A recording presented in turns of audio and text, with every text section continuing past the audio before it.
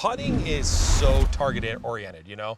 When you shoot a gun, you know, you just don't like shoot it out there and hope it hits something. I would hope not. watch people, right? I watch people putt and like the hole is only this big, but I feel like they just kind of get up there and just kind of hit it and wish, you know? You have to pick targets in golf. When people struggle with the short putting, I think that, you know, they're just looking at the hole. They hope that they get that face lined up kind of good.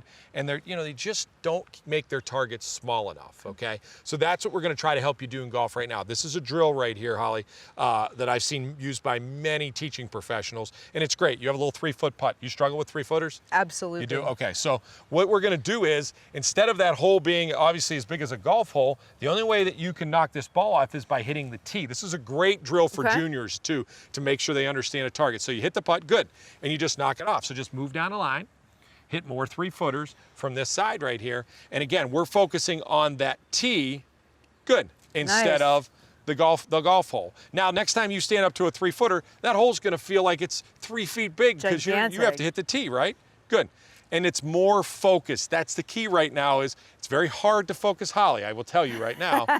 She's focusing right now, which is important. And so again, 3-footer, she just stepped up and hit those like they were nothing because she had something smaller to focus on. If that was a golf hole, they'd all went dead center in the middle. Aim small, miss small. Do you That's remember what movie that is? No, I don't. What is it? Mel Gibson, The Patriot. Oh, yeah, I love that movie. Yeah, actually, yeah. so. That's exactly what it is. All right, I learned something new from you every day. All right, let's walk over here. We're gonna do the same type of thing. Okay. So when it comes to longer putts, it's really the same thing, Holly. So again, I'm gonna give you 2 targets here.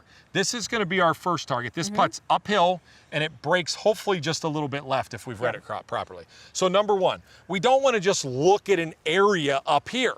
That's no good, okay? Right. What we wanna do is we wanna look in an area up in here where we wanna start the ball, where we want it to go. So we've made a little field goal post for you here. Number 2, though, the second thing that I want Holly to focus on is it's an uphill putt.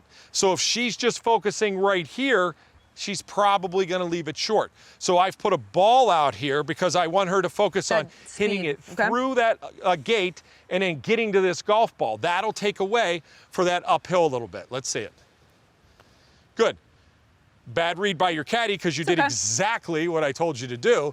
But again, it made you focus not only on hitting the golf ball on the right line here, but it also focused on the speed right here too.